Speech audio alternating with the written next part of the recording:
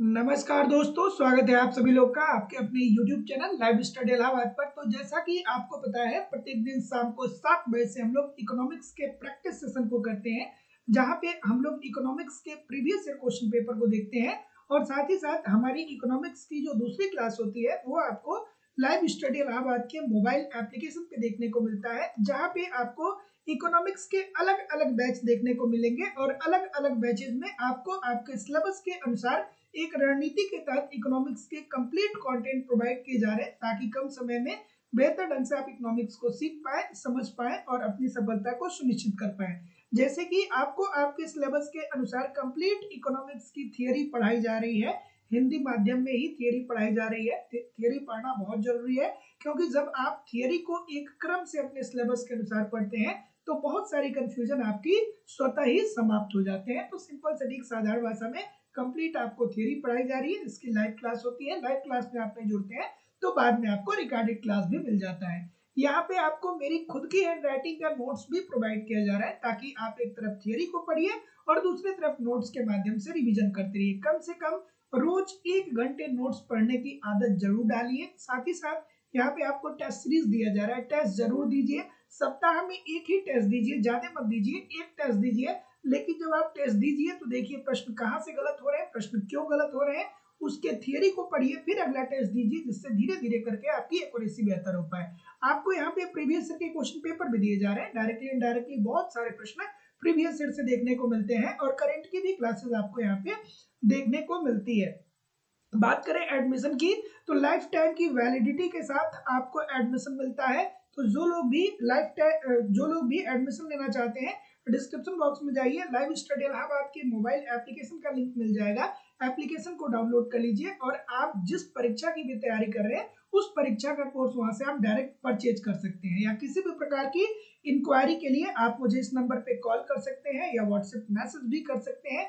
जिस रणनीति के तहत मैं बता रहा हूँ, इस रणनीति के इसी तरीके से आप 1.5-2 घंटे मुझे एप्लीकेशन पे रोज फॉलो करिए और 1.5-2 घंटे यूट्यूब पे मुझे प्रैक्टिस करते रहिए। मैं जिम्मेदारी पूर्वक कर सकता हूँ कि बहुत ही कम समय में बेहतर ढंग से आप इकोनॉमिक्स को सीख पाएंगे, समझ पाएंगे और सफलता को सुनिश्चित कर पाएंगे। बात करें बैचेस की, तो आपको सभी इकोनॉमिक्स के सभी बैच मिलेंगे, जैसे उत्तर प्रदेश में TGT, PGT, GIC lecturer, LT grade. Bihar में आपको टीआरई 4.0, 5.0 का बैच मिल जाएगा। बिहार में सेट का बैच मिल जाएगा। मध्य प्रदेश में वर्ग 1, मध्य प्रदेश में वर्ग 2, मध्य प्रदेश में वर्ग 3, मध्य प्रदेश में सेट के लिए अलग अलग बैच मिल जाएंगे। उत्तराखंड में लेक्चरर के लिए, अर्थात उत्तराखंड में प्रवक्ता के लिए, उत्तराखंड में एलटी ग्रेड के लिए यूजीसी नेट, छत्तीसगढ़ में सेट के लिए, Jharkhand TGT, Jharkhand PGT, D अलग अलग राज्यों में असिस्टेंट प्रोफेसर, एनबीएस, केबीएस और अन्य परीक्षाओं के भी बैच आपको लाइव स्टडी इलाहाबाद के मोबाइल एप्लीकेशन पे मिल जाएंगे। So good evening everybody. अब हम लोग मूव करते हैं अपने सेशन की तरफ और आज के सेशन का पहला प्रश्न आप लोगों के सामने ये रहा कि निम्नलिखित कथन निम्न में से किसका है। एक कथन दिया गया है और इसमें पूछा गया है कि ये स्टेटमेंट किसका है। और चलिए पहले आप उत्तर करिए, ठीक है। तो देखिए, ये एक स्टेटमेंट दिया गया है और पूछा जा रहा है कि ये स्टेटमेंट किसने दिया। अर्थात स्टेटमेंट क्या है कि प्रकृति की दावत थोड़े लोगों के लिए है, जो बिना निमंत्रण के आएंगे वे भूखे रहेंगे। ये स्टेटमेंट किसने दिया था? तो ये स्टेटमेंट दिया गया था माल्थस साहब के द्वारा। माल्थस साहब ने जनसंख्या सिद्धांत दिया था और अपने जनसंख्या सिद्धांत में उन्होंने क्या बताया था? उन्होंने बताया था कि देखिए, जो जनसंख्या होती है ना, वो गुणोत्तर श्रेणी में बढ़ती है। जो जनसंख्या होती है, एक सेकेंड, जो जनसंख्या होती है वो कैसी बढ़ती है? वो गुणोत्तर श्रेणी में बढ़ती है। अर्थात 2 के बाद 4, 4 के बाद 16, 16 के बाद 64, ठीक है। और जो खाद्यान्न की आपूर्ति होती है, जो खाद्यान्न होता है, वो किस तरीके से बढ़ता है? तो वो समानांतर श्रेणी में बढ़ता है। जैसे 2 के बाद 4, 4 के बाद 6, 6 के बाद 8। तो ऐसी स्थिति में एक समय ऐसा आता है कि खाद्यान्न समस्या उत्पन्न हो जाती है, क्योंकि जनसंख्या बहुत तेजी से आगे जाता है और खाद्यान्न सीमित मात्रा में हो जाता है। तो ऐसे स्थिति में जो लोग बिन बुलाए आएंगे वे भूखे मरेंगे। ये बात माल्थस ने अपने सिद्धांत के अंतर्गत कहा था, ठीक है। So option number C this is the right answer हो जाएगा। तो ध्यान रखिएगा कि प्रकृति की दावत थोड़े लोगों के लिए है, जो बिन निमंत्रण के आएंगे वे भूखे रहेंगे। ये स्टेटमेंट किसने दिया? तो ये माल्थस ने स्टेटमेंट दिया और कहा कि जनसंख्या गुणोत्तर श्रेणी में बढ़ती है, अर्थात 2 के बाद 4, 4 के बाद 16, 16 के बाद 64 होती है, लेकिन खाद्यान्न की आपूर्ति समानांतर श्रेणी में बढ़ती है, 2 के बाद 4, 4 के बाद 6, 6 के बाद 8। तो ऐसी स्थिति में खाद्यान्न संकट उत्पन्न होता है, और खाद्यान्न संकट जब उत्पन्न होता है तो ऐसी स्थिति में अकाल पड़ती है, महामारी आती है, बहुत सारे लोगों की मृत्यु हो जाती है, और फिर ये क्या हो जाता है? संतुलित हो जाता है।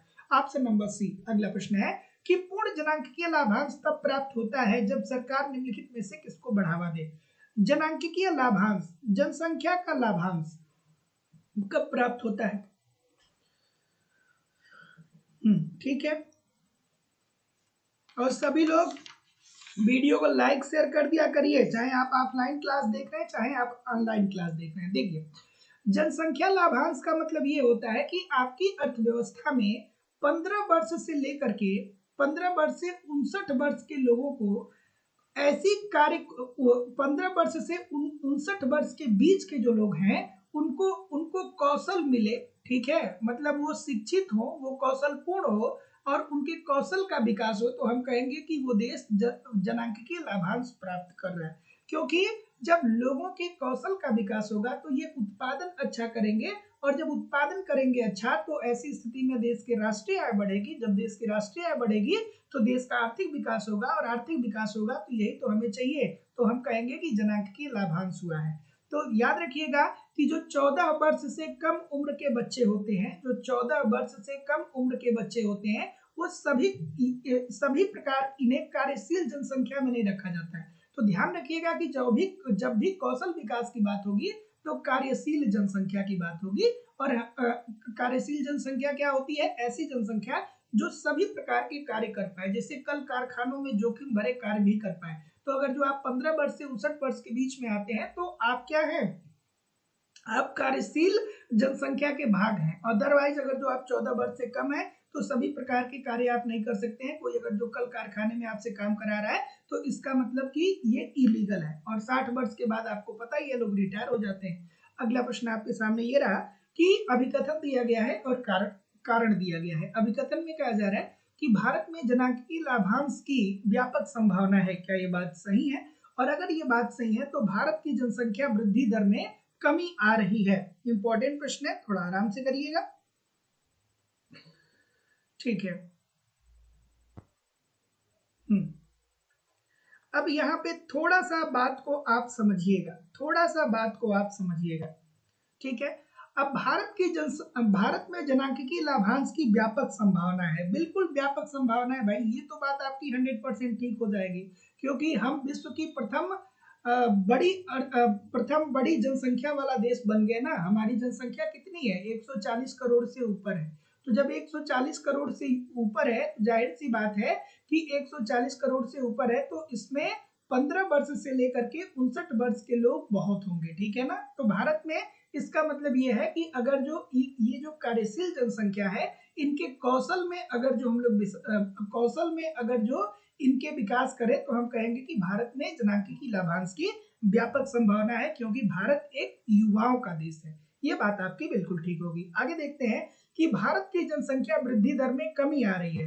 अब आपको याद होना चाहिए कि 1992 इसे हम लोग क्या बोलते हैं? जनसंख्या का महाविभाजक वर्ष बोलते हैं। क्यों ऐसा बोलते हैं? इसलिए बोलते हैं कि इससे पहले के जो दशक थे उसमें लगातार तेजी से वृद्धि देखने को मिल रहा था जनसंख्या में, लेकिन 1990 में पहली बार थोड़ा सा जिस अनुपात से जनसंख्या बढ़ रहा था उस अनुपात में कमी आई, तो इसीलिए जनसंख्या महाविभाजक वर्ष कहा जाता है। तो जितने लोग भी ऑप्शन नंबर क्या बोल रहे हैं? बी बोल रहे हैं, सभी लोग का उत्तर यहाँ पे बिल्कुल ठीक है कि सर ए सत्य है परंतु आर असत्य है। क्योंकि देखिए भारत की जो जनसंख्या है ना उसमें कहाँ पे कमी देखने को मिल रही है? जनसंख्या तो वृद्धि बढ़ ही रही है ना। तो जितने लोग भी बी बोल रहे हैं सभी लोग का उत्तर ठीक हो जाएगा। अगला प्रश्न है कि भारत में सीमांत जोत का आकार क्या है? आज का पूरा सेशन देखिएगा, बहुत सारे प्रश्न जो हैं वो महत्वपूर्ण है ना। चलिए, क्या उत्तर आ रहा है कि भारत में सीमांत जोत का आकार क्या है? तो सीमांत जोत का मतलब ऐसी जोत होती है जो 1 हेक्टेयर या 1.5 हेक्टेयर से कम हो, ठीक है, ठीक है। तो सीमांत जोत, ध्यान रखिएगा कि सीमांत जोत ऐसे जोत होते हैं जो 1 हेक्टेयर से कम है, और भारत में सबसे ज्यादा जो जोत पाए जाते हैं वो सीमांत जोत ही पाए जाते हैं, अर्थात छोटे छोटे भूखंड पाए जाते हैं। तो सीमांत जोत ऐसे जोत होते हैं जो 1 हेक्टेयर से कम के होते हैं। उसके बाद आप लोगों से पूछा जाता है कि लघु लघु जोत क्या होते हैं। लघु जोत, तो लघु जोत ऐसे जोत होते हैं जो 1 हेक्टेयर से लेकर के 2 हेक्टेयर के बीच में होते हैं, ठीक है। उसके बाद आपसे पूछा जाता है कि मध्यम जोत क्या होता है। मध्यम जोत क्या होता है। तो मध्यम जोत ऐसे जोत होते हैं जो 2 से 4 हेक्टेयर के बीच के होते हैं, 2 से 4 हेक्टेयर के बीच के होते हैं। उसके बाद सॉरी, लघु मध्यम जोत, लघु मध्यम जोत, और फिर होता है मध्यम जोत। तो मध्यम जोत क्या होता है। तो मध्यम जोत ऐसे जोत होते हैं जो 4 हेक्टेयर से 10 हेक्टेयर के बीच में आते हैं, 4 से 10 हेक्टेयर। और अंतिम होता है बड़े जोत, बड़े जोत। तो बड़े जोत ऐसे जोत होते हैं जो 10 हेक्टेयर से ज्यादा के होते हैं, 10 हेक्टेयर से ज्यादा के होते हैं, 10 हेक्टेयर से ज्यादा के। तो याद रखिएगा कि भारत में भूमि के आधार पे, सॉरी, भारत में कृषि जोतों के आधार पे भूमि को 5 भागों में बांटा गया है। भारत में कृषि जोत के आधार पे भूमि को 5 भागों में डिवाइड किया गया है। पहला है आपका सीमांत जोत। सीमांत जोत ऐसे जोत होते हैं जो 1 हेक्टेयर से, अगर जो आपके पास 1 हेक्टेयर से कम जमीन है तो आप कहेंगे कि ये सीमांत जोत है, ठीक है। दूसरा है लघु जोत। तो पहला तो सीमांत जोत हो गया, ठीक है, ये पहला सीमांत जोत हो गया। दूसरा है लघु जोत। तो अगर जो आपके पास जो भूखंड है, जो जोत हो एक हेक्टेयर से 2 हेक्टेयर के बीच में है तो उसे लघु जोत बोला जाएगा। तीसरा लघु मध्यम जोत। तो अगर जो आपके पास जो भूमि है वो 2 से 4 हेक्टेयर के बीच की है तो उसे लघु मध्यम जोत बोला जाएगा। और मध्यम जोत क्या होता है कि ऐसी भूमि जो आपके पास 4 एकड़ से लेकर के 10 एकड़ के बीच में हो। और बड़े जोत वे जोत होते हैं जो 10 हेक्टेयर के बीच में, 10 हेक्टेयर से ज्यादा हो। नोट डाउन किया करिए, इन सारी चीजों को थोड़ा सा नोट डाउन किया करिए, क्योंकि जब मैं बताऊंगा तो आपको लगेगा कि बहुत आसान है, लेकिन जब ये प्रश्न पेपर में आएगा ना तो बहुत सारी गलतियां होनी प्रारंभ हो जाएंगी। अब अगला प्रश्न आपके सामने ये रहा कि नई आर्थिक नीति को अपनाने के बाद भारतीय कृषि का विकास धीमा होने का कारण क्या है। चलिए, नई आर्थिक नीति अपनाई गई। कब अपनाई गई? नई आर्थिक नीति किसे कहते हैं? 1991 में। 1991 में नई आर्थिक नीति अपनाई गई ना। उसके बावजूद भी हमें क्या देखने को मिला कि भारतीय कृषि का विकास धीमा रहा। क्यों रहा ऐसा, बताना है आपको। ठीक है, तो पढ़ते हैं कि फसल उपज में निम्न वृद्धि, बिल्कुल ठीक है। हमने नई आर्थिक नीति अपनाई तो, लेकिन हमें जिस तरीके से अपनी उत्पादकता में वृद्धि करनी थी उस तरीके से उत्पादकता में वृद्धि देखने को नहीं मिली, क्योंकि कृषि के यांत्रिकरण में पर्याप्त रूप से सफलता नहीं मिली। उसके बाद निम्न सार्वजनिक निवेश, बिल्कुल ठीक है। जब लोगों की आय ही कम है, जब लोगों की आय ही कम है, जब लोगों के पास पैसा ही नहीं है, तो ऐसी स्थिति में लोग निवेश कम करेंगे, और जब निवेश कम करेंगे तो जाहिर सी बात है कि उत्पादन कम होगा। तो ये तो बात बिल्कुल ठीक है। स्थिर हरित क्रांति प्रौद्योगिकी, बिल्कुल ठीक है। तकनीकी में बहुत ज्यादा विकास देखने को मिला नहीं हमें, है ना। तकनीकी का बहुत ज्यादा, कितने किसान ऐसे हैं जो उच्च क्वालिटी के तकनीकी का प्रयोग करते हैं? आपने बहुत कम किसानों को ऐसा देखा होगा। तो बात ये भी सही है। और कृषि उत्पादों की निम्न फुटकर बाजार कीमतें, नहीं भैया, बाजार कीमतों से इसका कोई लेना देना नहीं है। तो जितने लोग भी आपसे नंबर क्या बोल रहे हैं, सी बोल रहे हैं कि 1 2 3, सभी लोगों का उत्तर यहाँ पे एब्सोल्युटली 100% ठीक हो जाएगा। अगला प्रश्न कि अदृश्य बेरोजगारी किस क्षेत्र में देखने को मिलती है। अदृश्य बेरोजगारी किस क्षेत्र में देखने को मिलती है? ठीक है, अदृश्य बेरोजगारी, जिसे हम लोग क्या बोलते हैं? छिपी हुई बेरोजगारी भी बोलते हैं, जिसे हम लोग छिपी हुई बेरोजगारी या जिसे प्रच्छन्न बेरोजगारी भी बोला जाता है, जिसे प्रच्छन्न बेरोजगारी भी बोला जाता है। तो यहाँ पे क्या होती है? छिपी हुई बेरोजगारी, अदृश्य बेरोजगारी या प्रच्छन्न बेरोजगारी का मतलब ये होता है कि कुछ श्रमिक ऐसे होते हैं जिनका उत्पादन में लगे रहने और ना लगे रहने से उत्पादकता पे कोई असर नहीं पड़ता है, और ये कहाँ पे देखने को मिलता है? कृषि सेक्टर में मिलता है ना। जैसे हम आपसे बार बार कहते हैं कि राम नाम का एक व्यक्ति है, राम के पास 2 एकड़ की जमीन है, 2 एकड़ की जमीन उनके पास है, तो राम 2 एकड़ की जमीन पे 10 क्विंटल गेहूं का उत्पादन कर रहा है, 10 क्विंटल गेहूं का उत्पादन कर रहा है। लेकिन राम की शादी हो जाती है और राम के 2 बच्चे हो जाते हैं, एक का नाम होता है रोहन और दूसरा का नाम होता है मोहन। ठीक है, तो अब रोहन मोहन को नौकरी नहीं मिलती है, तो रोहन मोहन को लगता है कि हमारे पास भूमि है, चलिए उत्पादन ही किया जाए। तो अब रोहन मोहन और राम ये तीनों लोग मिलकर के जब 2 एकड़ भूमि पे उत्पादन करते हैं तो भी गेहूं का उत्पादन जो होगा वो 10 क्विंटल के आसपास ही होगा, उससे ज्यादा नहीं होगा। क्यों? क्योंकि भूमि की उर्वरा शक्ति सीमित है। इसका क्या मतलब हुआ? इसका मतलब ये हुआ कि रोहन और मोहन जो है वो प्रचंड बेरोजगारी, छिपी हुई बेरोजगारी, अदृश्य बेरोजगारी के शिकार हैं। उनको लगता तो है कि वो उत्पादन कर रहे हैं, लेकिन उत्पादन में लगे रहने और ना लगे रहने से उत्पादकता पे कोई असर नहीं पड़ रहा है। अगला प्रश्न है कि कृषि यांत्रिकरण से होता है, कृषि यांत्रिकरण, सबसे पहले तो आपको ये जानना चाहिए कि कृषि में यांत्रिकरण का मतलब क्या होता है। हाँ बताइए, कृषि में यांत्रिकरण का मतलब क्या होता है? अगर जो कोई एक लाइन में आपसे पूछे कि कृषि में यांत्रिकरण क्या होता है, तो कृषि में यांत्रिकरण का मतलब ये होता है, एक लाइन में सुन लीजिए, पूरी जिंदगी भर आपको याद रहेगा, बस मेरे शब्दों को सुन लीजिए। कृषि में यांत्रिकरण का मतलब ये होता है कि जब हम मानव बल और पशु बल के बजाय आधुनिक उपकरणों से खेती करने लगे तो उसे ही कृषि में यांत्रिकरण कहा जाता है। ठीक है, जब मानव बल और पशु बल के बजाय आधुनिक उपकरणों से खेती होने लगे तो उसे कृषि में यांत्रिकरण कहते हैं। जैसे कि आप पहले देखिए, आज से 30-40 साल पहले क्या होता है, खेत की जुताई करने के लिए बैल का प्रयोग होता था, खेत की जुताई के लिए बैल का प्रयोग होता था, खेत की सिंचाई के लिए कुएं का प्रयोग होता था। ठीक है, होता था कि नहीं होता था? लेकिन अब क्या हो गया, अब खेत की जुताई के लिए ट्रैक्टर का इस्तेमाल हो रहा है, खेत के सिंचाई के लिए पंपिंग सेट का इस्तेमाल हो रहा है। तो इसे ही कृषि में यांत्रिकरण कहते हैं कि जब मानव बल और पशु बल के बजाय आधुनिक उपकरणों से खेती होने लगे तो उसे कृषि में यांत्रिकरण कहते हैं। और जब आधुनिक उपकरणों से खेती होगी तो जाहिर सी बात है कि कृषि श्रम की कुशलता में वृद्धि होगी। पहले लोग जब बैल से खेत को जोतते थे तो क्या होता था, 1 दिन 2 दिन लग जाते थे। अब ट्रैक्टर से खेत को जुतवाइए, 1 घंटे में खेत जुत जाएगा, है कि नहीं है? उत्पादन लागत में कमी आएगी, बात बिल्कुल ठीक है, और समय की बचत होगी, वही मैं आपसे बता रहा था।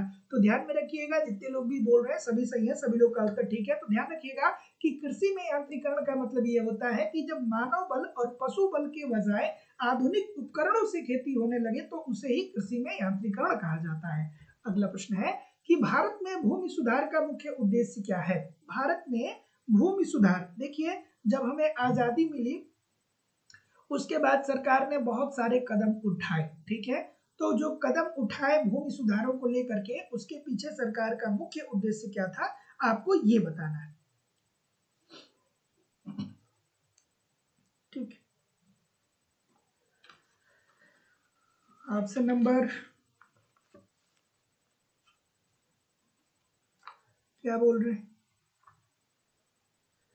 तो जितने लोग भी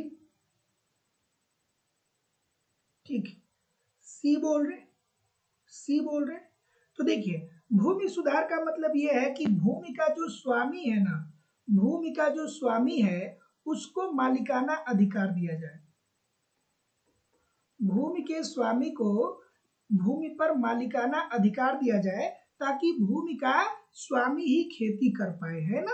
तो जितने लोग भी सी बोल रहे हैं कि मिट्टी जोतने वाले को सुरक्षा प्रदान करना, सभी लोग का उत्तर यहाँ पे बिल्कुल ठीक हो जाएगा। आजादी से पहले आपने देखा महाजन होते थे, साहूकार होते थे, तो ये लोग क्या करते थे, ये लोग जमीन किसी और की होती थी और ये लोग खुद कब्जा करके उस पर क्या करते थे, उत्पादन करवाते थे या जबरदस्ती करते थे। तो भारत जब आजाद हुआ तो भारत सरकार ने समय समय पे भूमि सुधार लाया, और भूमि सुधार लाने के पीछे सरकार का मुख्य उद्देश्य यही है कि जो भूमि असली जो भूमि का मालिक है वही भूमि पे उत्पादन करे, अर्थात मिट्टी जोतने वाले को सुरक्षा प्रदान करना। अगला प्रश्न है कि भारतीय खाद्य सुरक्षा अधिनियम के बारे में कौन सी बातें सही नहीं है? मोस्ट इंपॉर्टेंट प्रश्न है, अलग अलग परीक्षाओं में बार बार पूछा गया है। सभी लोग एक बार वीडियो को लाइक शेयर कर दीजिए। बुद्धराज कुमार जी, मोनिका जी, सुनीता गुप्ता जी, रूपा जी, पुष्पा शर्मा जी, नरोत्तम लोधी जी, सर्वेश कुमार जी, शक्ति जी, राजन सिंह जी, तस्नीम खान जी, नीतू जी, सर्वेश कुमार जी, इतने सारे लोग क्लास देख रहे हैं, फिर भी लाइक और शेयर की संख्या बहुत कम है भाई। सभी लोग एक बार लाइक शेयर कर दीजिए। क्या उत्तर आ रहा है? तो राष्ट्रीय खाद्य सुरक्षा अधिनियम, राष्ट्रीय खाद्य सुरक्षा अधिनियम ये कब प्रकाश में आया? तो ये 10 सितंबर 2013 को, 10 सितंबर 2013 को, 10 सितंबर 2013 को भारतीय खाद्य सुरक्षा अधिनियम प्रकाश में आता है ना? ठीक है। और ये जो खाद्य सुरक्षा अधिनियम था, इसका उद्देश्य क्या था? अब आपको जानना चाहिए कि भैया ये सरकार ने क्यों इसे चलाया। राष्ट्रीय खाद्य सुरक्षा अधिनियम जो 10 सितंबर 2013 को चला था, इसको चलाने के पीछे सरकार का उद्देश्य क्या था? तो सरकार का उद्देश्य ये था कि जो पात्र व्यक्ति हैं उनको क्या किया जाएगा? उनको चावल, गेहूं और मोटे अनाज, चावल, गेहूं और मोटा अनाज दिया जाएगा। मोटा अनाज दिया जाएगा। चावल क्या किलो दिया जाएगा? 3 किलो। गेहूं कितना दिया जाएगा? 2 किलो। और मोटा अनाज 1 केजी। अर्थात कुल मिला जुला करके 5 केजी जो जो पात्र लोग हैं उनको क्या किया जाएगा? खाद्यान्न उपलब्ध कराया जाएगा। तो याद रखिएगा कि राष्ट्रीय खाद्य सुरक्षा अधिनियम 10 सितंबर 2013 को प्रारंभ होता है और इसको चलाने के पीछे सरकार का उद्देश्य ये होता है कि जो लोग पात्र हैं उनको क्रमशः चावल, गेहूं और मोटा अनाज उपलब्ध कराया जाए। 3 किलो, 2 किलो और 1 किलो। तो जितने लोग भी ऑप्शन नंबर ए बोल रहे हैं कि इसकी शुरुआत 10 सितंबर 2012 को हुई थी, नहीं 2012 को नहीं हुई थी, 2013 को हुई थी। अगला प्रश्न, निम्नलिखित फसल बीमा योजनाओं को उसके शुरू किए जाने के कालक्रम अनुसार लिखिए। चलिए भाई लिखिए।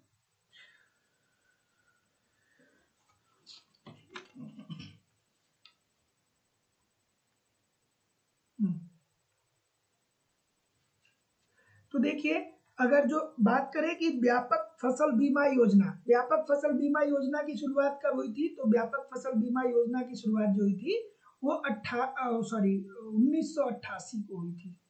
ठीक है। व्यापक फसल बीमा योजना की 1985 में, 88 नहीं 85। व्यापक फसल योजना की शुरुआत जो हुई थी वो 1985 में हुई थी। ठीक है। उसके बाद अगर जो बात करें राष्ट्रीय कृषि बीमा योजना की शुरुआत कब हुई थी?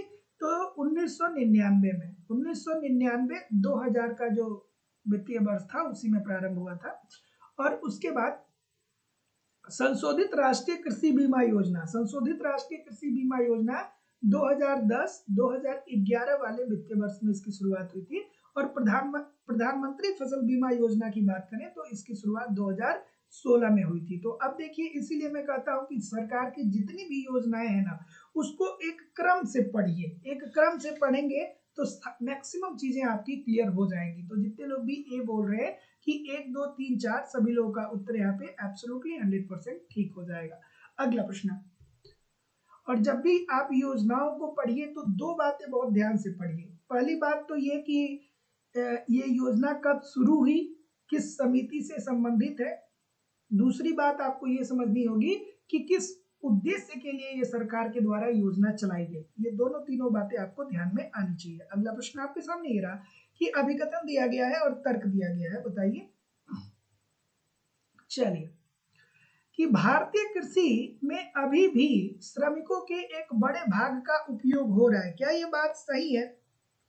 क्या ये बात सही है? तो देखिए, ध्यान में रखिएगा कि भारत एक गांवों का देश है और भारत की कुल जनसंख्या का एक बड़ा भाग अभी भी गांवों में रहता है। और भारत क्या है? भारत की अगर जो साक्षरता दर की बात करें तो बहुत ज्यादा नहीं है। ठीक है ना? अभी भी उत्तर प्रदेश, बिहार जैसे राज्यों को आप देखेंगे तो यहाँ पे निरक्षरता की स्थिति विद्यमान है। तो ऐसी स्थिति में लोग कृषि में ज्यादा संलग्न हो जाते हैं, क्योंकि जितना भी उनके पास भूमि है उसी में वो क्या करने लगते हैं, खेती करने लगते हैं। तो ये तो बात आपकी बिल्कुल ठीक है कि भारतीय कृषि में अभी भी श्रमिकों के एक बड़े भाग का उपभोग होता है। मतलब कुल मिला जुला कर अगर जो मैं बात करूं कि कितने प्रतिशत लोग हैं जो अभी भी कृषि में लगे हुए हैं, तो वो 50% से ऊपर है। और अगर जो आप एग्जैक्ट आंकड़ा देखेंगे तो ये लगभग 54-55% के आसपास है। ठीक है, आप लोग थोड़ा सा करेक्ट कर दीजिएगा, मुझे थोड़ा स्किप हो रहा है। शायद 54-55% है कि मतलब जो कुल भारतीय कृषि में जो कुल श्रमिक लगे हैं, वो भारत के कुल श्रमिकों का 54-55% के आसपास अभी भी कृषि सेक्टर में लगे हुए हैं। ठीक है, ये बात आपकी सही हो जाएगी। और कृषि क्षेत्र में रोजगार लोच उच्च है। नहीं भैया, कृषि सेक्टर में अदृश्य बेरोजगारी पाई जाती है, छिपी हुई बेरोजगारी पाई जाती है। तो लोगों को लगता तो है कि वो रोजगार प्राप्त किए हैं, लेकिन वास्तविक रूप से उनका उत्पादन में लगे रहने और ना लगे रहने से उत्पादकता पे कोई असर नहीं पड़ता है, अर्थात वो बेरोजगार ही होते हैं। तो कृषि क्षेत्र में रोजगार की लोच उच्च नहीं है, बल्कि रोजगार की लोच निम्न है। तो ऑप्शन नंबर सी, सर ए सही है किंतु आर सही नहीं है। जितने लोग भी सी बोल रहे हैं ठीक बोल रहे हैं। अगला प्रश्न, जैसे हमारी भी जो सीडी है वो कभी कभी क्या होती है कि थोड़ा सा मेमोरी जो होता है वो कभी कभी थोड़ा सा नहीं वो हो पाता है, तो इसलिए आप लोगों से पूछ लेता हूँ कि आप बता दीजिए, क्योंकि इतने सारे लोग जुड़े हैं कि नहीं है।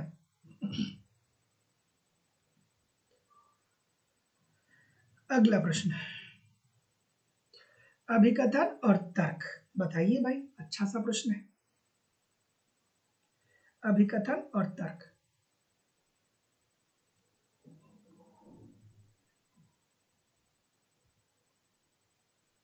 ठीक क्या उत्तर आ रहा है कि भारत में कृषि उत्पादन के लक्षण विकास अस्थिर अस्थिर है।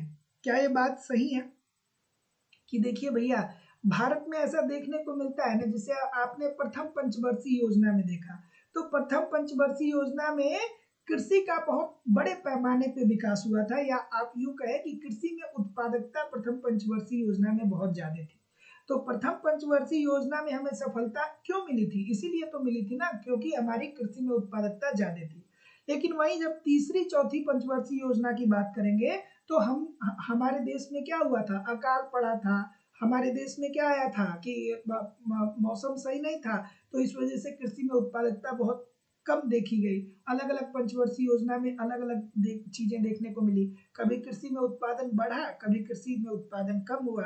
तो ये बात तो आपकी बिल्कुल ठीक है कि भारत में कृषि उत्पादन के लक्षण विकास और अस्थिर है, ये बात बिल्कुल ठीक है। और भारत में कृषि उत्पादन में स्पष्ट रूप से अंतर क्षेत्रीय और अंतर फसली अंतर पाया जाता है। क्या ये बात सही है? बिल्कुल सही है भैया। अगर जो आप उत्तर प्रदेश, बिहार, पश्चिम बंगाल की बात करेंगे, तो उत्तर प्रदेश, बिहार, पश्चिम बंगाल में गेहूं, चावल, दाल, इसका उत्पादन ज्यादा होता है। वहीं अगर जो आप दूसरी तरफ हिमाचल प्रदेश की बात करेंगे, जम्मू कश्मीर की बात करेंगे, तो वहां से फलें आती है कि नहीं आती है? तो अलग अलग क्षेत्र की मिट्टियां अलग अलग होती हैं, और मिट्टी डिसाइड करती है कि किस प्रकार की फसल वहां पे उपजाऊ होगी। और भारत में भौगोलिक विविधता देखने को मिलती है, जैसे आप देखते हैं कि गुजरात में काली मिट्टी है, और काली मिट्टी कपास के लिए कपास के लिए बेहतर होती है। तो जितने लोग भी ए बोल रहे हैं, सभी लोगों का उत्तर ठीक है कि सर ए और आर दोनों सही है, और आर ए का सही स्पष्टीकरण भी कर रहा है। अगला प्रश्न है कि भारत में औसत भूजोत के सतत घटते आकार के निम्नलिखित कारणों पर विचार करिए कि भारत में क्यों भूजोत का आकार घट रहा है। अब देखिए, ध्यान से समझिएगा इस बात को ध्यान से समझिएगा कि भारत में औसत भूजोत क्यों घट रहा है। क्यों घट रहा है भाई, बताइए। क्यों अब भूखंड छोटे छोटे होते चले जा रहे हैं, इसका कारण क्या है, बताइए। हाँ, भारत में भूखंड क्यों छोटा हो जा रहा है? तो जैसे देखिए, आसान भाषा में समझ लीजिए। जैसे मान लीजिए कि एक व्यक्ति है जिनका नाम है रोहन, ठीक है। अब रोहन एक व्यक्ति का नाम है, और रोहन के पास 2 एकड़ की जमीन है। रोहन के पास कितने की जमीन है? 2 एकड़ की जमीन है। 2 एकड़ की जमीन है, ठीक है ना? 2 एकड़ की जमीन है। रोहन की शादी हो गई। अब रोहन के 2 बच्चे हो जाते हैं। रोहन के क्या हो जाते हैं? 2 बच्चे हो जाते हैं। एक का नाम रोहन ने रख दिया श्याम और दूसरे का नाम उन्होंने रख दिया मोहन, ठीक है? एक का नाम श्याम, दूसरे का नाम मोहन। तो अब रोहन के पास तो 2 एकड़ भूमि थी, लेकिन फिर क्या हो गया? उत्तराधिकारी कानून आ गया कि भैया अगर जो एक पिता के 2 बच्चे हैं तो पिता की संपत्ति में दोनों बच्चों का बराबर का अधिकार होगा। There is no doubt. और भूस्वामी की इच्छा, अब लोग क्या हो रहे हैं? अब संयुक्त फैमिली में लोग रहना पसंद नहीं कर रहे हैं। अब भाई भाई क्या करते हैं? वो यही तो करते हैं ना कि भैया जितना संपत्ति है बांट लीजिए, हम अपना देखेंगे, आप अपना देखिए। ये स्थिति है ना समाज की। तो अब संयुक्त फैमिली की स्थिति धीरे धीरे क्या होती जा रही है? डिसअपेयर होती जा रही है, समाप्त होती जा रही है। और लोग परिवार के विखंडन पे अब ज्यादा बिलीव कर रहे हैं। तो जितने लोग भी डी बोलेंगे कि सर जी सी और डी सही होगा, सभी लोगों का उत्तर यहाँ पे एब्सोल्युटली 100% ठीक हो जाएगा। सी क्यों बोल रहे हो भाई? बी कैसे होगा? चकबंदी से क्या होगा? चकबंदी में क्या होता है कि कई सारे चक आपके होते हैं और उसको एक जगह पे मिला दिया जाता है, तो इससे तो भूखंड का आकार बढ़ेगा ना, छोटा कैसे होगा यार? सभी लोग सी बोल रहे। सी क्यों बोल रहे इतने सारे लोग? डी बोलिए ना, डी बोलिए ना। उत्तराधिकारी कानून आ गया कि एक पिता के 2 बच्चे हैं। इवन एक पिता के पास एक लड़का है और एक लड़की है। तो अगर जो आप लड़की हैं और आप चाहें कि अपने पिता की संपत्ति में बंटवारा करवा दें, तो आप इसके लिए, कानून आपको इसके लिए क्या देता है? पूर्ण रूप से आजादी देता है कि आप लड़के हो चाहे लड़की हो, आप अपने पिता की संपत्ति में अधिकार रखेंगे, है ना? वो बात अलग है कि लड़कियां बहुत रेयर अपने पिता की संपत्ति को डिमांड करती हैं। अगला प्रश्न आपके सामने ये रहा कि कृषि में विविधीकरण से आशय क्या है? कृषि में विविधीकरण से आशय क्या है? तो लड़कियां भी चाहेंगी तो अपने पिता की संपत्ति में हिस्सा ले सकती हैं, कोई दिक्कत नहीं है। क्या उत्तर आ रहा है? ऑप्शन नंबर, कृषि में विविधीकरण का मतलब क्या है? जैसे देखिए, अगर जो मैं कहूं कि कृषि, तो आपके दिमाग में क्या आएगा? आपके दिमाग में आएगा चावल, गेहूं, दाल, बस यही आएगा, यही आएगा ना। लेकिन कृषि केवल चावल, दाल, गेहूं, सरसों इस तक, मटर, आलू, प्याज इस तक सीमित नहीं है। कृषि आप फल उद्यान भी लगा सकते हैं, आप बागवानी भी कर सकते हैं। बागवानी का मतलब क्या होता है कि आप बहुत सारे फूल का उत्पादन कर सकते हैं। और जब अगर जो फूल का आप उत्पादन कर रहे हैं, फूल लगा रहे हैं और इसे मार्केट में ले जाकर के बेच रहे हैं, तो फूल की भी तो डिमांड बहुत तेजी से होती है ना। तो जितने लोग भी डी बोल रहे हैं कि फसल पैटर्न को उद्यान कृषि तथा पुष्प अ, अ, फसलों के पक्ष में बदलना, सभी लोग का उत्तर यहाँ पे बिल्कुल ठीक हो जाएगा। अगला अगला कि यदि किसी नियत भूखंड पे अधिकाधिक पूंजी और श्रम का प्रयोग किया जाता है तो कृषि की इस पद्धति को क्या कहा जाता है? बताइए। हाँ, क्या उत्तर आ रहा है? ठीक, ऑप्शन नंबर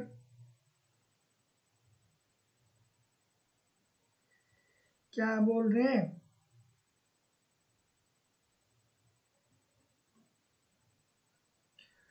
तो जितने लोग भी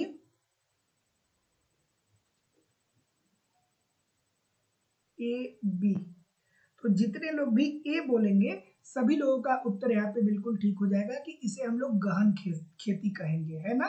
जैसे आप देखते हैं कि असम में और कर्नाटक में ये देखने को मिलता है। वहां पे सीढ़ी नुमा खेती होती है, ठीक है। वहां पे भूखंड जो है वो बहुत छोटे छोटे हैं या सीढ़ी नुमा वहां पे खेती होती है।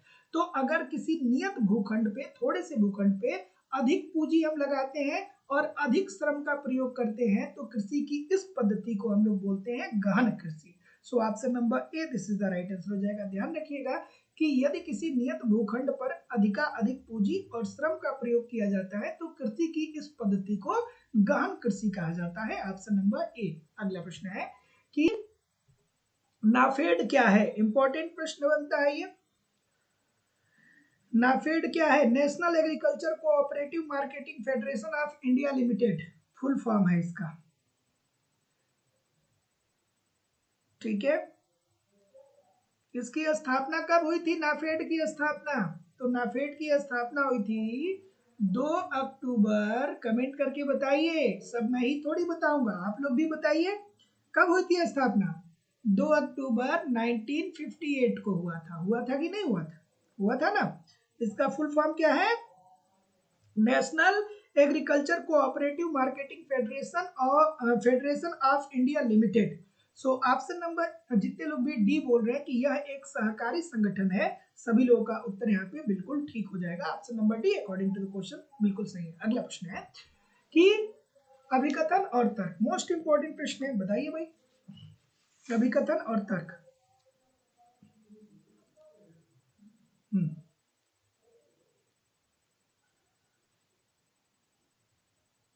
क्या बोल रहे हैं? पहला स्टेटमेंट है, पहला अभिकथन है कि भारतवासियों की आजीविका का मुख्य स्रोत कृषि है। अभी मैं कुछ देर पहले आपको बताया था कि भारत की कुल जनसंख्या का लगभग 54% लोग अभी भी कृषि सेक्टर में लगे हुए हैं। तो इसका मतलब कि 50% से ज्यादा है और बाकी में सब है ना।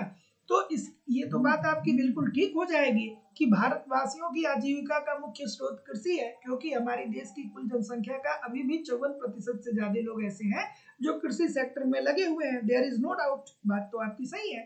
उसके बाद देखते हैं, कृषि क्षेत्र के विकास को बढ़ावा देने के लिए आवश्यक उपायों को अपनाना चाहिए। बिल्कुल ठीक है, हमें कृषि क्षेत्र के कृषि क्षेत्र का अगर जो हमें विकास करना है तो आवश्यक उपयोग अपनाना चाहिए। जैसे कि हमें जैसे हरित क्रांति में जो हम लोग किए थे, कृषि में यांत्रिकरण लेके आए थे, उच्च क्वालिटी के बीज लेकर के आए थे, रसायन और उर्वरक लेके आए थे, तो ये भी काम हमें करना पड़ेगा। तो बात तो आपकी बिल्कुल ठीक है।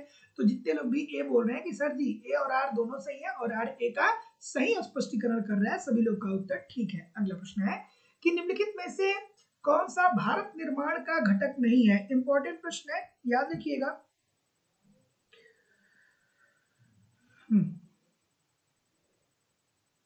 तो भारत निर्माण की बात करें, ठीक है, तो भारत निर्माण सरकार की एक योजना है। भारत निर्माण सरकार की एक योजना है जिसकी शुरुआत कब हुई थी? 16 दिसंबर 16 दिसंबर 2005 को। और इसमें ये कहा गया कि अगर जो भारत का निर्माण करना है तो हमें 6 क्षेत्रों पे बहुत तेजी से ध्यान देना पड़ेगा और इन 6 क्षेत्रों का विकास करना पड़ेगा, जिसमें पहला आवास था, दूसरा सिंचाई था कि किसानों को सिंचाई सुविधा प्रोवाइड किया जाए, तीसरा सड़क बनवाया जाए, तीसरा क्या था? सड़क बनवाया जाए, सड़क सुविधाएं। चौथा क्या था? विद्युतीकरण, विद्युतीकरण, विद्युतीकरण। पांचवा जो था वो पेयजल था और छठा जो था वो दूरसंचार था, दूरसंचार। ठीक है, तो ध्यान रखिएगा कि भारत निर्माण यह एक योजना है, ठीक है, और इसकी शुरुआत कब हुई थी? 16 दिसंबर 2005 को। और इसमें यह कहा गया कि देखिए भैया, अगर जो भारत का निर्माण करना है, भारत को विकसित करना है, तो इसके लिए 6 क्षेत्रों पे हमें क्या करना पड़ेगा? विशेष ध्यान देना पड़ेगा। जैसे आवास हो गया, आवास हो गया, सिंचाई हो गया, सड़क हो गया, विद्युतीकरण, पेयजल और दूरसंचार। सो ऑप्शन नंबर, जितने लोग भी क्या बोल रहे हैं यहाँ पे? सी बोल रहे हैं ना, कृषि आधारित उद्योग, उद्योग की बात नहीं की गई थी। So option number B, option number C, this is the right answer हो जाएगा। लिख लीजिए, लिख लीजिए, लिख लीजिए, लिख लीजिए, नहीं तो पेपर में आएगा फिर कंफ्यूज हो जाएंगे। अभी मैं बताऊंगा तो आपको बहुत आसान लगेगा, लेकिन अगर जो नहीं लिख रहे हैं तो थोड़ा बहुत लिखने की आदत डालिए। जिंदगी में अगर जो सफलता प्राप्त करनी है ना, तो सफलता के लिए एफर्ट लगाने पड़ेंगे, मेहनत लगाने पड़ेंगे। ऐसा नहीं है कि बिना मेहनत किए आपको सफलता मिल जाएगी। जिंदगी में कोई भी आपको सरप्राइज नहीं मिलने वाला है। आज तक जब सरप्राइज नहीं मिला तो आगे कैसे मिलेगा? तो जब आप मेहनत करते जाएंगे ना, तो आपको धीरे धीरे खुद खुद से ही पता चलने लगेगा कि अब आप सिलेक्शन के करीब हैं। तो जब मेहनत करेंगे, लगातार मेहनत करेंगे, तो खुद से आपको पता होने लगेगा कि अब हम क्या हो रहे हैं, सिलेक्शन के करीब हैं। क्योंकि देखिए बहुत सारे लोग जब पेपर दे के आते हैं या पेपर से पहले ही कहते हैं कि हमारा सिलेक्शन हो जाएगा, और जब रिजल्ट आता है तो उनका सिलेक्शन हो भी जाता है। क्यों वो ये बात कह पाते हैं? क्योंकि वो लगातार पढ़ते हैं। तो आप भी लगातार पढ़िए, निश्चित तौर पे सफलता मिलेगी। बस ईमानदारी से मुझे फॉलो करिए एप्लीकेशन पे भी और यूट्यूब पे। एप्लीकेशन पे जितनी भी चीजें आपको दी जा रही है, जिस क्रम से दी जा रही है, उसे फॉलो करिए। जो थियरी पढ़ाई जा रही है उस थियरी को अच्छे से पढ़िए, एक एक दो दो क्लास को रोज पढ़िए।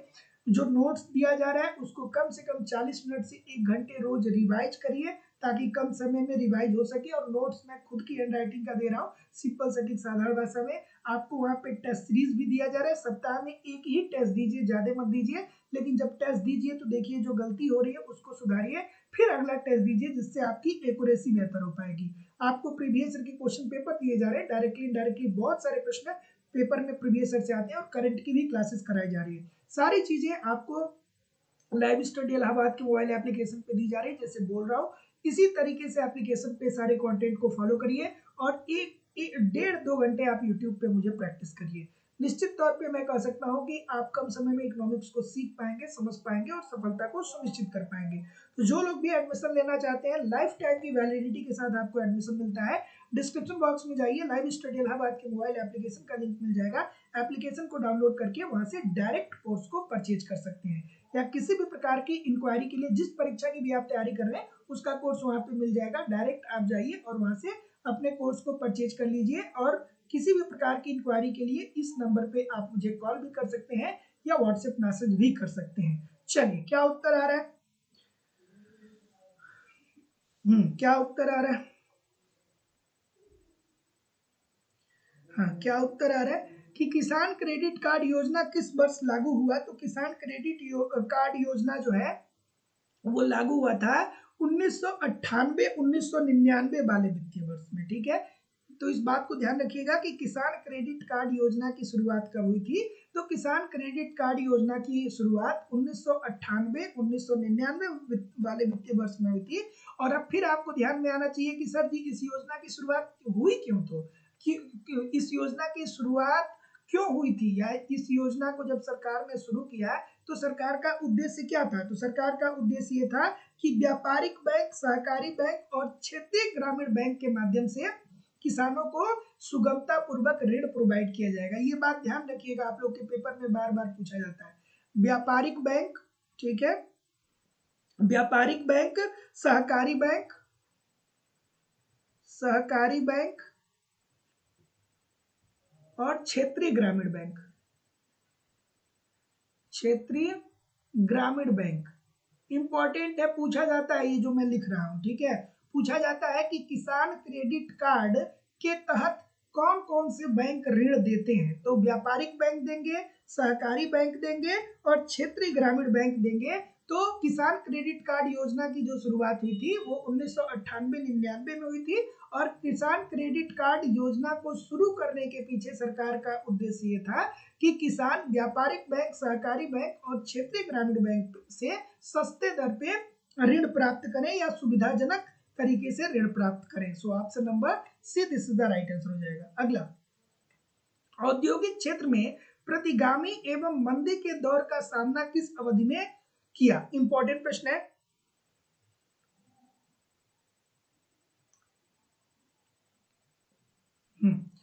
क्या उत्तर आ रहा है?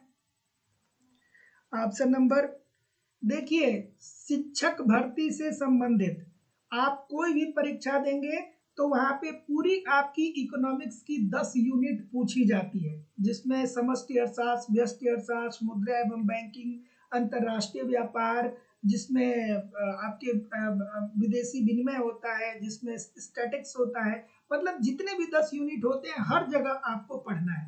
और बहुत बार होता है ना कि बहुत सारे स्टूडेंट कहते हैं कि सर जी हमारा सिलेबस ये है। तो देखिए, सिलेबस जो होता है वो एक अलग मैटर होता है, सिलेबस का क्रम अलग होता है, और जो इकोनॉमिक्स का क्रम होता है वो अलग होता है। अगर जो इकोनॉमिक्स की बात करें तो जब व्यष्टि अर्थशास्त्र शुरू होता है तो सबसे पहले आपको मांग पढ़ना होता है, पहले आपको व्यष्टि अर्थशास्त्र की मूल अवधारणा पढ़नी होती है, उसके बाद मांग को पढ़ना होता है। जब आप मांग समझ लेते हैं तो फिर आपको पूर्ति पढ़ना होता है। जब पूर्ति पढ़ लेते हैं तो फिर आपको उपभोक्ता का व्यवहार पढ़ना पड़ता है। जब उपभोक्ता का व्यवहार पढ़ लेते हैं तो फिर उत्पादक का व्यवहार पढ़ना पड़ता है। उत्पादक का व्यवहार पढ़ लेते हैं तो फिर बाजार का व्यवहार आपको पढ़ना पड़ता है। तो ये इकोनॉमिक्स का एक क्रम है। इस बात को समझिएगा। बहुत सारे लड़के या लड़कियां मिसकंसेप्शन में रहते हैं कि बस ये जो शब्द दिया गया है सिलेबस में, ये वाला टॉपिक कहीं मिल जाए, और वो वाला टॉपिक मिलता ही नहीं है। और जब आपका पेपर आता है तो ऐसे ऐसे प्रश्न आते हैं कि आपको समझ ही नहीं आता है। तो पूरी इकोनॉमिक्स को पढ़िए। मेरे द्वारा पूरी इकोनॉमिक्स आपको पढ़ाई जा रही है, पूरी इकोनॉमिक्स पढ़ाई जा रही है। क्योंकि ऐसा थोड़ी है कि अगर जो आप मांग नहीं पढ़े हैं तो आप बाजार को समझ जाएंगे, आप उपभोक्ता के व्यवहार को नहीं समझेंगे तो आप बाजार को समझ जाएंगे, ऐसा तो होगा नहीं। तो इकोनॉमिक्स का एक क्रम होता है, उसी क्रम पे पढ़िए, और वो सारी चीजें मेरे द्वारा आप लोगों को कराई जा रही हैं एप्लीकेशन पे। क्या उत्तर आ रहा है भाई? कि औद्योगिक क्षेत्र में प्रतिगामी एवं मंदी के दौर का सामना किस अवधि में किया? हाँ, क्या उत्तर आ रहा है? ऑप्शन नंबर, तो जितने लोग भी क्या बोल रहे हैं, तो देखिए यहाँ पे अब अगर जो आप थियरी को अच्छे से नहीं पढ़ेंगे तो ये प्रश्न आपको नहीं समझ में आएगा। तीन बातें यहाँ पे, आपको चार बातें समझ में आनी चाहिए कि भारत में औद्योगिक विकास के चार चरण अभी तक देखने को मिले हैं। औद्योगिक विकास के भारत में अभी तक चार चरण देखने को मिले हैं। अब अगर जो आपने थियरी पढ़ा होगा तो इसको जानते होंगे, नहीं पढ़ा होगा तो नहीं जानते होंगे। तो उच्च विकास का चरण, पहला पहला जो चरण था उसे हम लोग उच्च विकास का चरण बोलते हैं। थोड़ा ध्यान रखिएगा, पहला जो चरण था उसे हम लोग उच्च विकास का चरण बोलते हैं। और ये चरण कब से कब तक था? तो ये चरण था 1950 से लेकर के 1966 तक का। 1950 से लेकर के 1966 तक पहला चरण था। जो दूसरा चरण था उसे औद्योगिक मंदी का चरण बोलते हैं। उसे औद्योगिक मंदी का चरण बोलते हैं, औद्योगिक मंदी का चरण बोलते हैं। और ये कब से कब तक चला था? तो औद्योगिक मंदी का चरण जो चला था 1966 से 1980 तक चला था। 1966 से 1980। कापी पेन हो तो लिख लीजिए, जरूरी है ये, है ना? क्योंकि अभी मैं बताऊंगा तो आसान लगेगा, फिर क्या होगा, गलती होगी, पेपर में कंफ्यूजन हो जाएगा। उसके बाद औद्योगिक सुधार, जो तीसरा चरण है वो औद्योगिक सुधार का है। तीसरा चरण कौन सा है? औद्योगिक सुधार का। ये औद्योगिक सुधार का चरण कब से कब तक चला था? तो ये चला था 1981 से लेकर के 1991 तक। 1981 से लेकर के 1991 तक।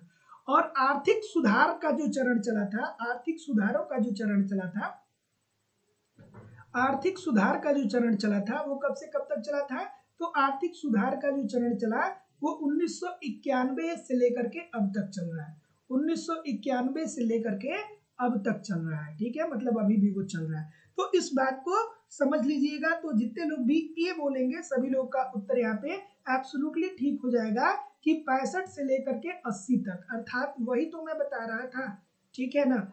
औद्योगिक मंदी की बात हो रही है तो ये 65 से लेकर के 1990 तक। तो ध्यान रखिएगा कि औद्योगिक क्षेत्र में प्रतिगामी एवं मंदी के दौर का सामना किस अवधि में हुआ? तो वो था औद्योगिक मंदी का चरण, हमारा कहा जाता है 1966 से 1980 तक, ठीक है। उच्च विकास, तो ध्यान रखिएगा कि औद्योगिक विकास अभी तक भारत में 4 चरणों में देखने को मिला है। पहला चरण उच्च विकास का था जो 1950 से 1966 चला। दूसरा औद्योगिक मंदी जो 1966 से 1980 चला। तीसरा औद्योगिक सुधार आता है जो 1981 से 1991 चलता है। और चौथा आर्थिक सुधार आता है जो 1991 से अब तक चलता है। So option number A this is the right answer हो जाएगा। अगला प्रश्न ये रहा कि डिवेंचर होल्डर कंपनी कौन होते हैं? डिवेंचर होल्डर कंपनी कौन होता है भाई? सभी लोग वीडियो को लाइक और शेयर कर दीजिए, इतने सारे लोग क्लास देख रहे हैं। संजय जी, तस्नीम जी, सर्वेश कुमार जी, शक्ति जी, नरोत्तम लोधी जी, विकी जी, सुनीता जी, मोनिका जी, ललिता साकी जी, नौसाद अली जी, सभी लोगों से निवेदन है कि वीडियो को लाइक शेयर कर दो यार। इतने सारे लोग क्लास देख रहे हैं फिर भी लाइक और शेयर की संख्या बहुत कम है। और डिस्क्रिप्शन बॉक्स में जाकर के लाइव स्टडी इलाहाबाद के मोबाइल एप्लीकेशन का लिंक मिल जाएगा, उसे डाउनलोड कर लीजिए। लाइव स्टडी इलाहाबाद के व्हाट्सएप चैनल का लिंक मिल जाएगा, व्हाट्सएप चैनल पे हमसे जुड़ जाइए ताकि आपको समय से सारी नोटिफिकेशन मिलती रहे। और आपको लाइव स्टडी इलाहाबाद के टेलीग्राम चैनल का भी लिंक मिल जाएगा, वहां भी आप मुझे ज्वाइन कर लीजिए। तो क्या उत्तर आ रहा है? ए बोल रहे हैं, बहुत अच्छी बात है। ए वालों के लिए क्या करिए, ठीक है, ठीक है। तो देखिए डिवेंचर होल्डर कंपनी के क्या होते हैं, तो ये कंपनी के ऋणदाता होते हैं, ठीक है ना।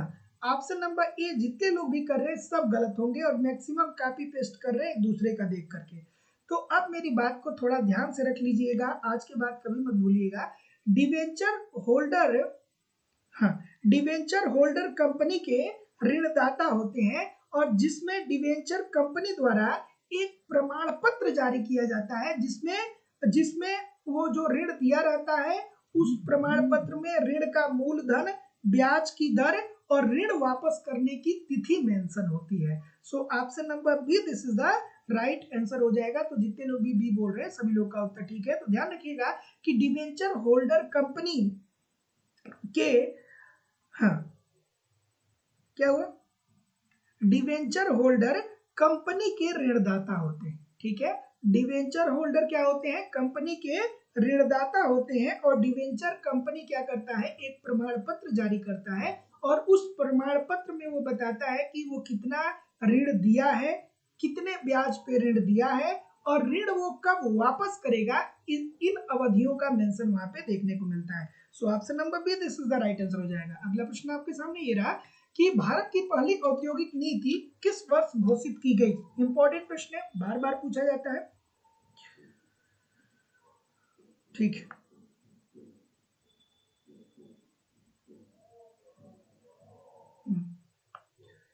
कि भारत की पहली औद्योगिक नीति किस वर्ष घोषित की गई। तो ध्यान रखिएगा उस समय श्यामा प्रसाद मुखर्जी जी वाणिज्य मंत्री थे, उन्होंने ही पहली औद्योगिक नीति का सुझाव लेकर के हुआ है।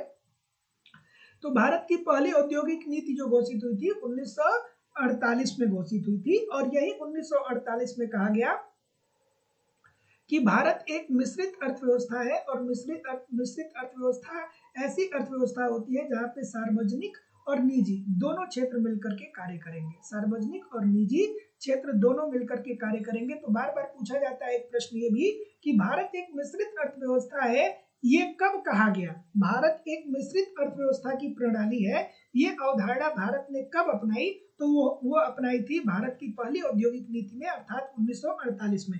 ऑप्शन नंबर ए अगला कि राष्ट्रीय खनिज अन्वेषण नीति शुरू की गई, कब शुरू की गई भाई, ठीक है,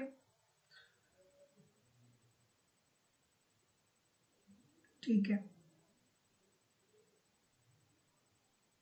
तो अब देखिए ये इंपॉर्टेंट प्रश्न है, बार बार पूछा गया है कि भारत राष्ट्रीय खनिज अन्वेषण नीति की शुरुआत हुई। तो भारत राष्ट्रीय खनिज अन्वेषण नीति की जो शुरुआत होती है वो 2016 में होती है और अब इसको चलाने के पीछे सरकार का उद्देश्य क्या था, तो सरकार का उद्देश्य ये था कि सार्वजनिक व्यय के द्वारा सार्वजनिक व्यय में वृद्धि करके निजी क्षेत्र के निवेश को बढ़ाया जाए। क्या किया जाए, निजी क्षेत्र के निवेश को बढ़ाया जाए, निजी क्षेत्र के निवेश को बढ़ाया जाए, निजी क्षेत्र के निवेश को बढ़ाया जाए, ताकि जब निजी क्षेत्र का निवेश बढ़ेगा तो हमारे देश में जो खनिज संसाधन है इसका पूर्ण रूप से हम प्रयोग कर पाएंगे और जब पूर्ण रूप से प्रयोग कर पाएंगे तो देश का उत्पादन बढ़ेगा और जब देश का उत्पादन बढ़ेगा तो देश का आर्थिक विकास होगा, देश का क्या होगा, आर्थिक विकास होगा। सो ऑप्शन नंबर जितने लोग भी क्या बोल रहे हैं, बी बोल रहे हैं, सभी लोग का उत्तर ठीक हो जाएगा कि राष्ट्रीय खनिज अन्वेषण नीति की शुरुआत 2016 में होती है और इसकी शुरुआत करने के पीछे सरकार का मुख्य उद्देश्य ये होता है कि सरकार सार्वजनिक व्यय को बढ़ाए, जिससे सार्वजनिक व्यय जब बढ़ेगा तो निजी क्षेत्र में निवेश में भी वृद्धि होगी। अब बहुत लोग को नहीं समझ में आएगा कि सार्वजनिक व्यय बढ़ाने से निजी क्षेत्र में वृद्धि कैसे होगी। तो अरे भाई सरकार जब सड़क बनाएगी, जब सरकार सड़क बनाएगी, जब सरकार अच्छी बिजली देगी, जब सरकार अच्छी स्वास्थ्य सुविधाएं देगी तो जाहिर सी बात है कि लोग बढ़िया उत्पादन करेंगे।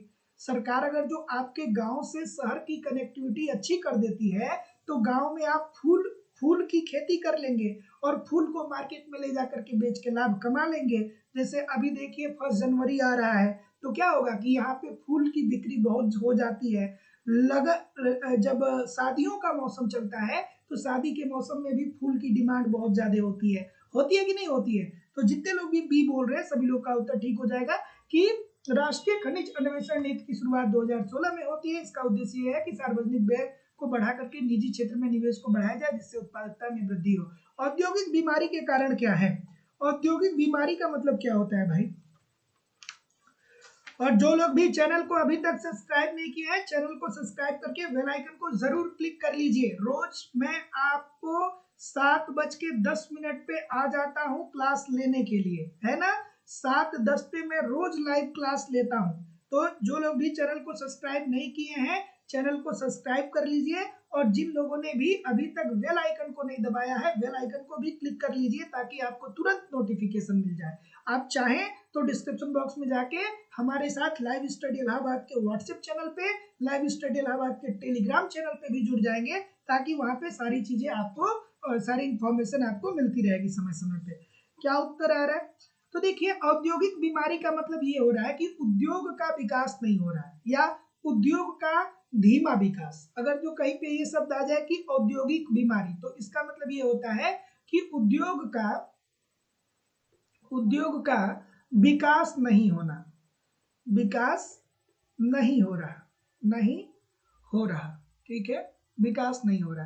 तो जब उद्योगों का विकास क्यों नहीं होता है? इसलिए नहीं होता है कि कुप्रबंधन होता है। जब उद्योग में कुप्रबंधन देखने को मिलता है ना, जितना आपको श्रम चाहिए, जितना आपको पूंजी चाहिए, जितना आपको संसाधन चाहिए, वो कुछ भी संतुलित मात्रा में आपको मिल नहीं पाता है, तो बिल्कुल ठीक है, उद्योग हमारा पिछड़ जाएगा। विदेशी प्रतिस्पर्धा का बढ़ता प्रभाव, बिल्कुल ठीक है। चीन हमारे देश में 500 रुपए में मल्टीमीडिया ला करके बेच देता है। चीन क्या करता है कि 500 रुपए में मल्टीमीडिया मोबाइल हमारे देश में ला करके बेच देता है, लेकिन हम 500 रुपए में किसी मोबाइल फोन का उत्पादन नहीं कर सकते हैं। तो ये भी बात सही है। तो हमारे मोबाइल उद्योग का विकास कैसे उतना तेजी से होगा? क्षमता का अपूर्ण दोहन, बात बिल्कुल ठीक है। जो हमारे पास संसाधन है, उन संसाधनों का हम लोग पूर्ण रूप से प्रयोग भी नहीं कर पाते हैं। तो जितने लोग भी डी बोल रहे हैं सभी सही है, बिल्कुल सही है। अगला प्रश्न है कि भारतीय प्रतिस्पर्धा आयोग के संदर्भ में निम्नलिखित में से कौन सा कथन सही है? भारतीय प्रतिस्पर्धा आयोग, बहुत बार ये प्रश्न पूछा गया है कि जब भारतीय प्रतिस्पर्धा आयोग बनी थी तो इसका संबंध किस समिति से है? बहुत बार ये प्रश्न पूछा गया है। तो ध्यान रखिएगा, राघवन समिति, ध्यान रखिएगा, राघवन समिति, ठीक है ना? राघवन समिति बनी थी।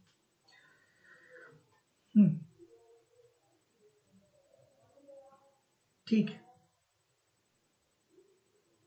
ठीक है। तो जितने लोग भी ऑप्शन नंबर क्या बोल रहे हैं कि इसकी स्थापना, अब देखिए इसके लिए आपको फिर थियरी थोड़ी सी समझनी पड़ेगी। आपको कहाँ पे जाना पड़ेगा? आपको 1969 में जाना पड़ेगा। 1969 में क्या बना था भैया? अवरोधक व्यापार व्यवहार अधिनियम, अवरोधक व्यापार अवरोधक हाँ, व्यापार व्यवहार अधिनियम, व्यवहार अधिनियम, अधिनियम, ठीक है ना? अवरोधक व्यापार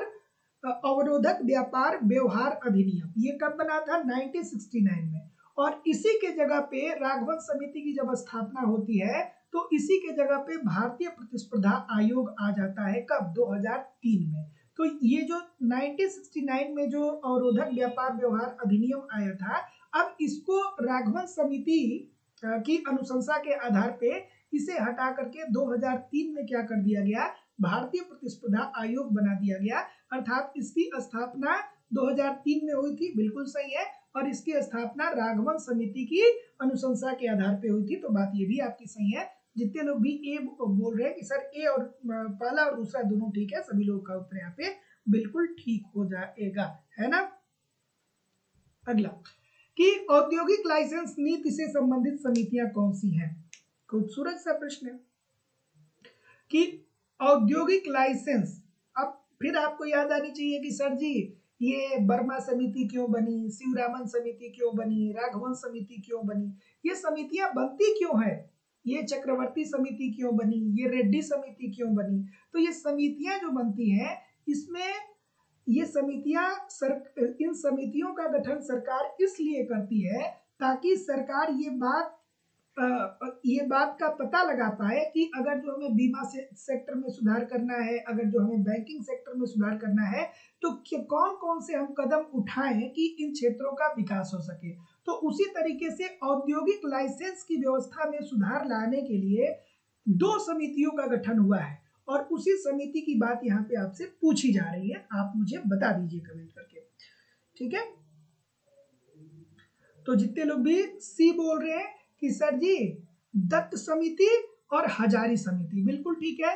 तो उद्योगों में किस तरीके से लाइसेंस की व्यवस्था को बेहतर किया जा सके ताकि बहुत सारे उत्पादक आगे आ पाए, इसके सुझाव के लिए 2 समितियों का गठन हुआ, एक दत्त समिति और दूसरा हजारी समिति।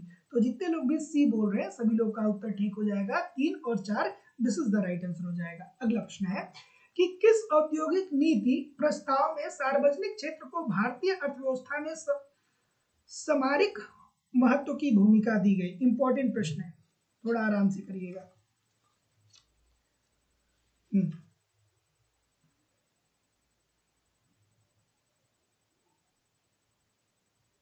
ठीक है, तो अब देखिए ऐसे प्रश्नों को अगर जो आप पढ़े होंगे, थियरी ठीक से पढ़े होंगे तो जानते होंगे, नहीं पढ़े होंगे तो नहीं जानते होंगे, इजी सी बात है।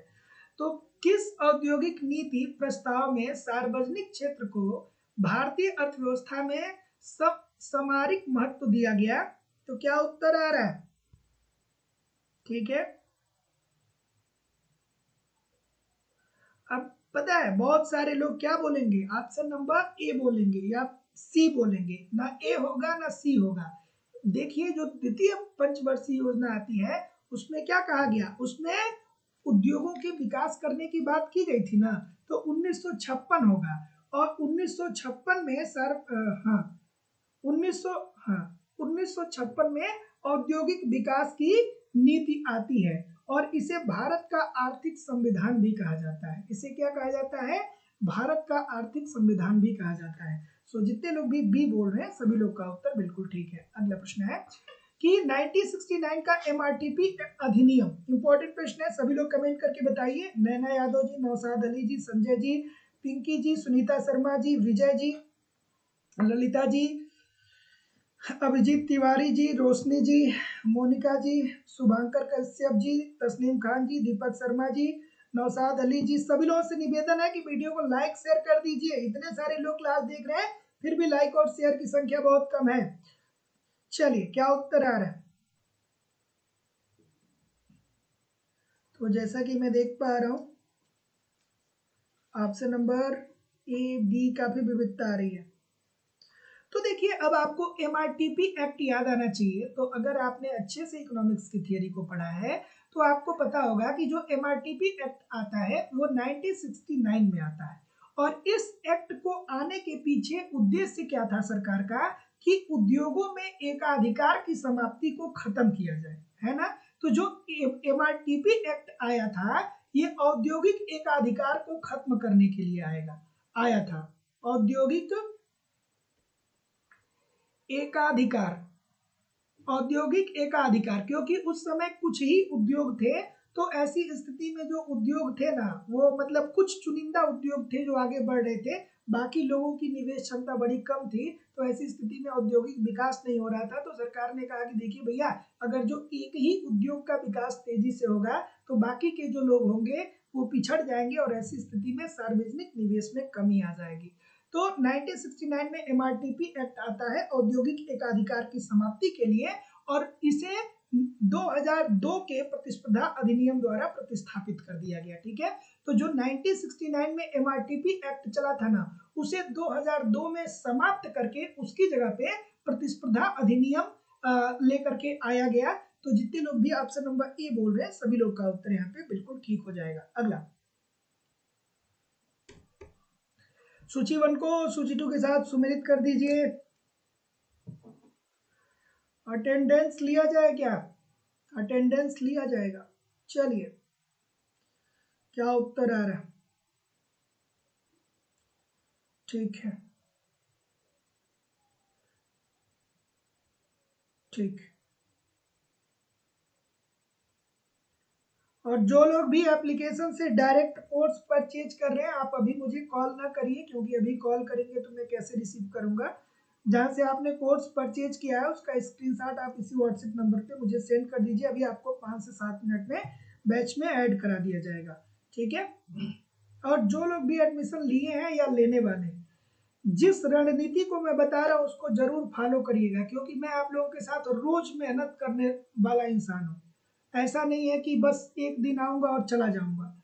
रोज क्लास आप लोगों की होती है, तो एप्लीकेशन पे जितनी भी क्लासेस आपको दी जा रही हैं, ठीक है, उन क्लासेस को फॉलो करिए, थियरी को पढ़िए। जब आप क्लासेस को पढ़ेंगे तो जैसे जैसे आप सारी क्लासेस को टच करेंगे वैसे वैसे आपको सारी चीजें समझ में आने लगेंगी।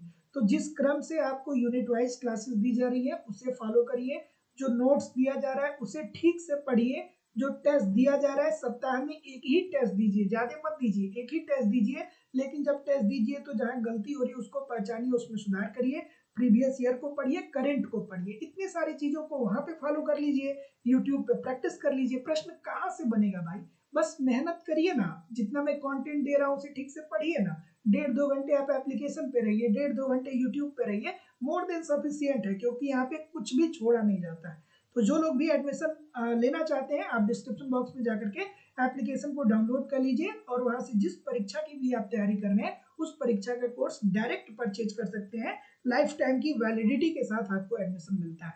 तो चलिए इस प्रश्न की बात करें, केवल फीस 2,000 रुपए है लाइफ टाइम की वैलिडिटी के साथ। चलिए इस प्रश्न की अगर जो बात करें तो रंगराजन समिति का संबंध किससे है, तो पीएसई में अंशों के विनिवेश से संबंधित है, देयर इज नो डाउट।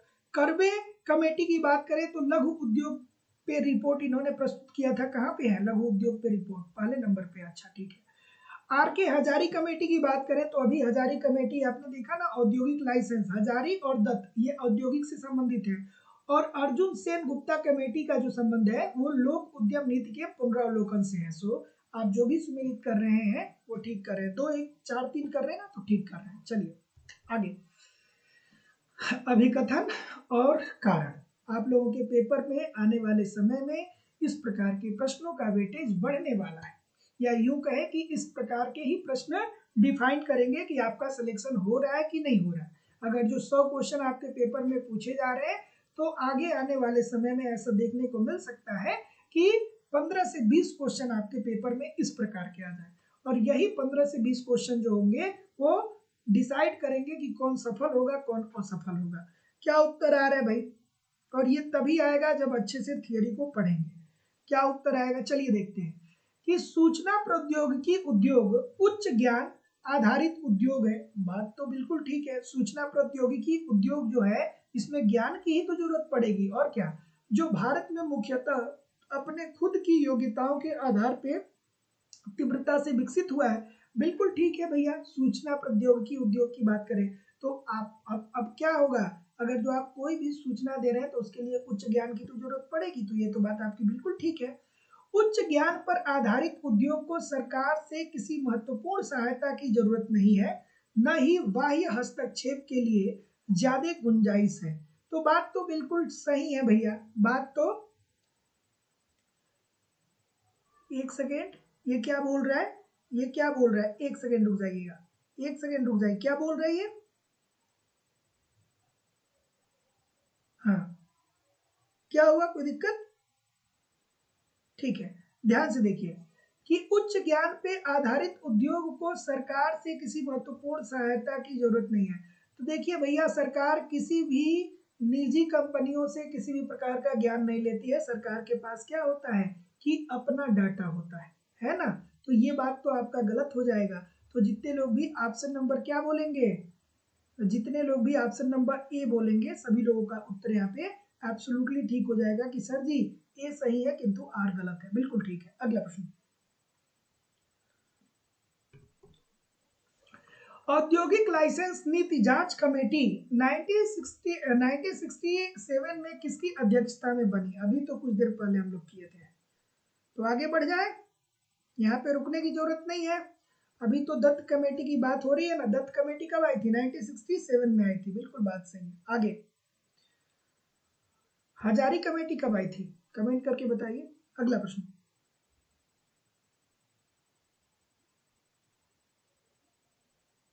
औद्योगिक नियंत्रण अधिनियम कब पास हुआ?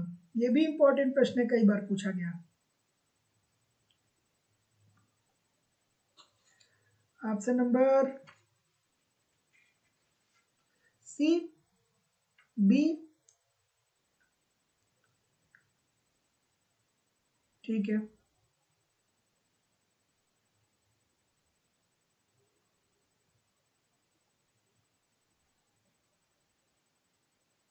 ठीक है।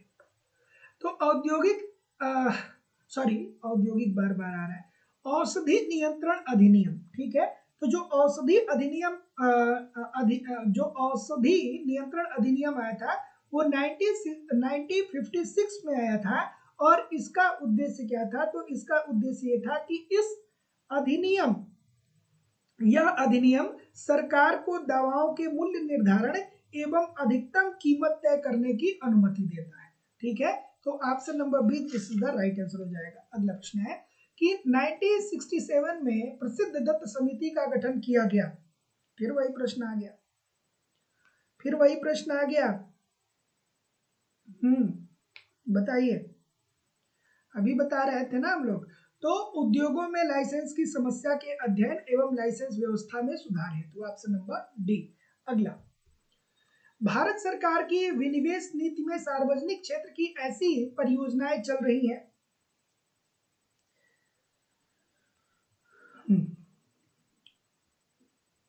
देखिए, भारत सरकार की विनिवेश नीति मतलब भारत सरकार जब नीति बनाता है तो उन उद्योगों को देखता है या उन क्षेत्रों को देखता है जो क्षेत्र क्या कर रहे हैं, निरंतर घाटे में चल रहे हैं, या जो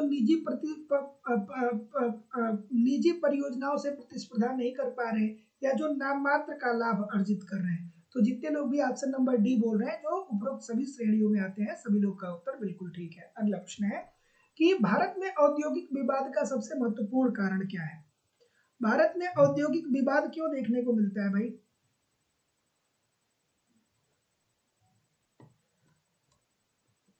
भारत में औद्योगिक विवाद क्यों देखने को मिलता है? सो ऑप्शन नंबर, तो इजी सी बात है, मजदूरी एवं भत्ता, ठीक है। तो जो उद्योग होता है ना उसमें दो लोग लगे हुए होते हैं, या हाँ क्या हुआ, डी क्यों बोल रहे हो भाई? डी क्यों इतने सारे लोग बोल रहे हैं? उद्योग में क्या होता है कि उद्योग में एक तरफ पूंजीपति होता है, एक तरफ पूंजीपति होता है और दूसरे तरफ श्रमिक होते हैं, यही तो होते हैं ना श्रमिक, यही तो होते हैं ना। तो श्रमिक चाहता है कि हम अपनी मजदूरी को बढ़ाएं, श्रमिक ये चाहता है कि हमें मजदूरी ज्यादा मिले, ठीक है। लेकिन पूंजीपति चाहता है कि हमें लाभ ज्यादा मिले। तो पूंजीपति क्या करता है, श्रमिकों की मौद्रिक मजदूरी में कटौती करता है। और वास्तविक रूप में अगर तो आपने कार्ल मार्क्स को पढ़ा है तो कार्ल मार्क्स ने क्या कहा कि श्रमिक जो होते हैं वही अतिरेक उत्पन्न करते हैं, और जो अतिरेक होता है वही पूंजीपति का लाभ होता है। तो पूंजीपति श्रमिकों का शोषण करके लाभ कमाता है। तो औद्योगिक विवाद का सबसे महत्वपूर्ण कारण है मजदूरी एवं भत्ता, ठीक है। इसीलिए श्रम आयोग की स्थापना होती है। तो ऑप्शन नंबर ए। अगला, कि निम्नलिखित निम्न कथनों में से कौन सा नवीन औद्योगिक नीति पर लागू नहीं होता है? नवीन औद्योगिक नीति पे कौन सा लागू नहीं होता है, बताइए भाई।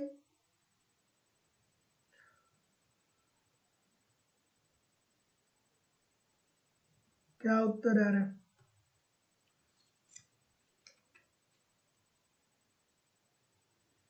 तो जैसा कि मैं देख पा रहा हूं, क्या बोल रहे हैं?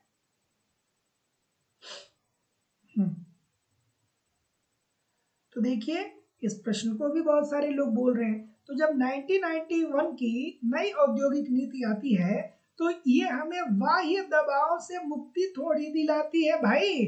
1991 की जब नई औद्योगिक नीति आती है तो हम अपनी अर्थव्यवस्थाओं को विश्व की अर्थव्यवस्थाओं के साथ ओपन कर देते हैं कि अब हम अपने देश में निर्मित वस्तु को दूसरे देश में ले जाकर के बेचेंगे और दूसरे देश में निर्मित वस्तु हमारे देश में आकर के बिकेगी। तो ऐसी स्थिति में जो हमारे घरेलू उद्योग थे वो क्या हो गए, हमारे जो घरेलू उद्योग थे वो विदेशी उद्योग से उस तरीके से प्रतिस्पर्धा नहीं कर पाए। तो ये बाह्य दबाव से हमें मुक्ति थोड़ी दिलाती है, बाह्य दबाव से हमें और ये ग्रसित कर देती है। So option number C this is the right answer हो जाएगा। अगला, औद्योगिक विकास अधिनियम, औद्योगिक विकास नियमन अधिनियम कब आया?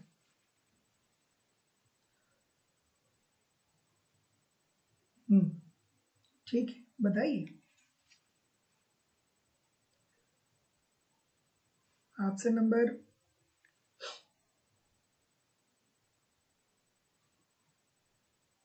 ठीक है, तो जितने लोग भी 1991 की बात कर रहे हैं ना, तो औद्योगिक विकास अधिनियम 1951, ठीक है, 1951। तो औद्योगिक विकास अधिनियम आता है 1951 में, और इसका मुख्य उद्देश्य क्या होता है? मुख्य उद्देश्य ये होता है कि उद्योगों का विकास किया जाए। Option number B. अगला, कि भारतीय औद्योगिक नीतियों में से लघु उद्योगों पर किसमें अधिक जोर दिया गया? बताइए भाई। भारतीय औद्योगिक नीतियों में से लघु उद्योगों पर किसमें अधिक जोर दिया गया?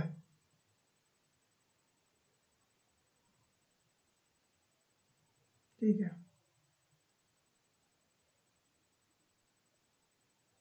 क्या उत्तर आ रहा है? Option number C, option number C, C बोल रहे हैं। तो जितने लोग भी सी बोल रहे हैं ठीक बोल रहे हैं कि औद्योगिक नीतियों में लघु उद्योगों पर किस पे बल दिया गया? तो वो दिया गया था 1977 की औद्योगिक नीति में। तो जितने लोग भी ऑप्शन नंबर सी बोल रहे हैं बिल्कुल ठीक बोल रहे हैं। अगला, कि भारत देश में प्रथम आधुनिक पेपर मिल कब स्थापित किया गया? इंपॉर्टेंट प्रश्न है, पूछा जाता है आप लोग के पेपर में कि देश में प्रथम आधुनिक पेपर मिल कब स्थापित किया गया?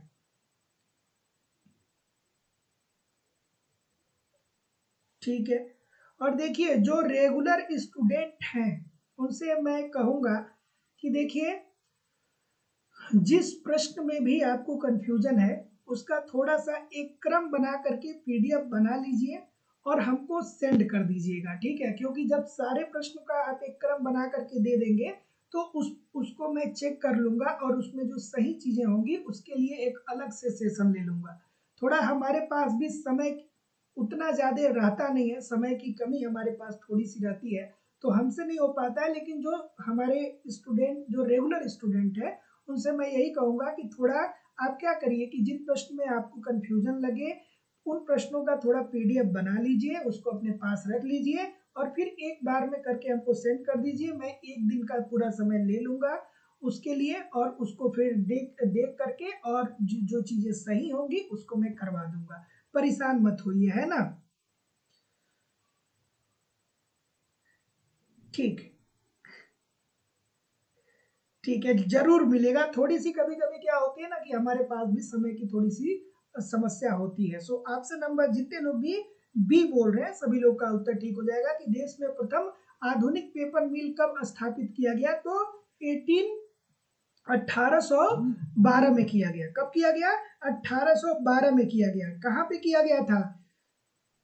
सेरामपुर में, सेरामपुर बंगाल, बंगाल से रामपुर,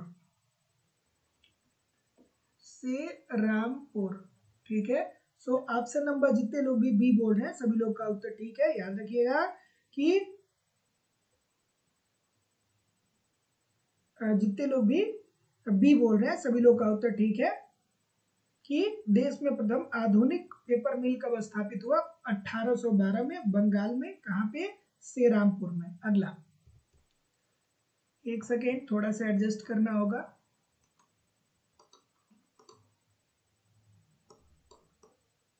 हाँ, इस प्रश्न का उत्तर करिए।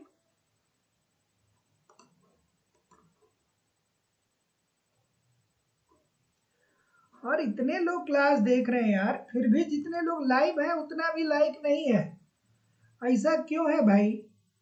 मैं 2-2 घंटे आप लोगों की क्लास ले रहा हूँ और आप लोग लाइक भी नहीं कर रहे हो यार, कैसे काम चलेगा?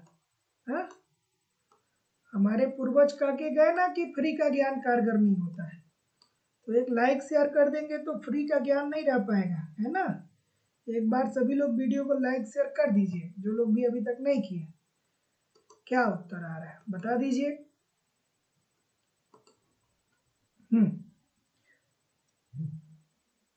ठीक, सो चलिए पढ़ते हैं। तो भारत में आधुनिक लघु उद्योग की तुलना में परंपरागत लघु उद्योग का रोजगार उपलब्ध करने की क्षमता अधिक है। बिल्कुल ठीक है, अभी भी आप जैसे देखेंगे ना, तो जो हमारे परंपरागत लघु उद्योग है, तो लघु एवं कुटीर उद्योग में क्या आएगा? जैसे बांस, बांस से क्या बनता है? बांस से चंगेली बनती है कि नहीं बनती है? बीड़ी बनता है, बीड़ी बनता है, वो भी लघु एवं कुटीर उद्योग के अंतर्गत आएगा।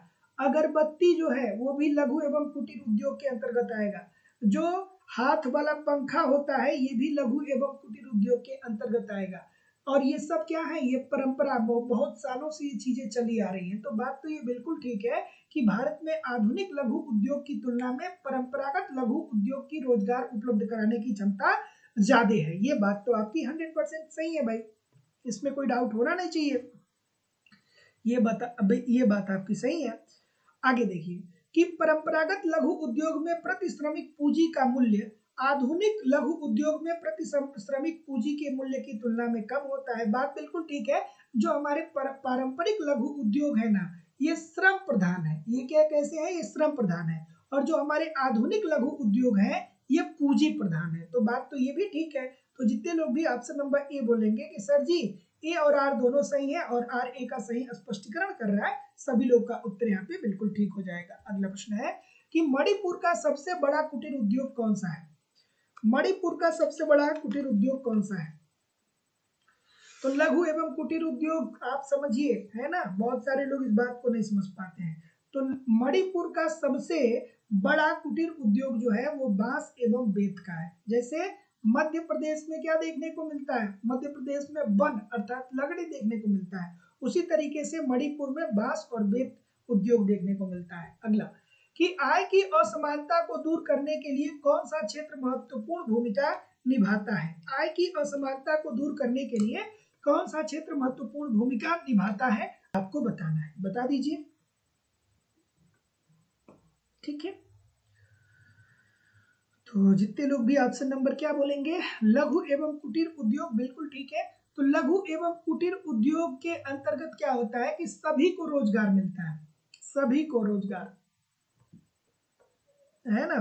तो जब जब सभी को रोजगार मिलेगा तो जाहिर सी बात है कि अमीर बहुत ज्यादा अमीर और गरीब बहुत ज्यादा गरीब नहीं होगा।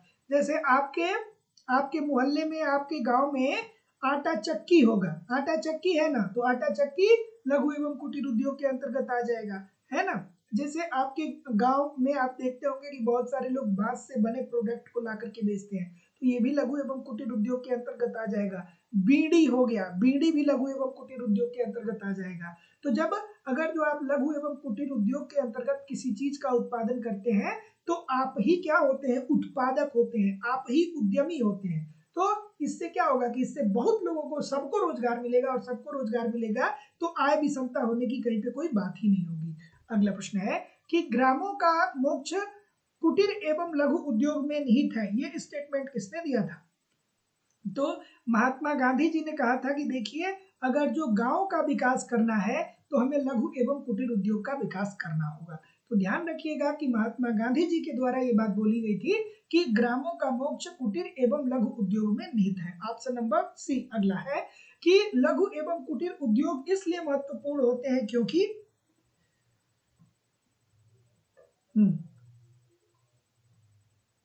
लघु एवं कुटीर उद्योग इसलिए महत्वपूर्ण होते हैं क्योंकि ये क्या करते हैं? बहुतों को रोजगार देते हैं। इसमें क्या होता है कि अगर जो किसी भी चीज का उत्पादन आप करते हैं तो उसके स्वामी आप खुद होते हैं।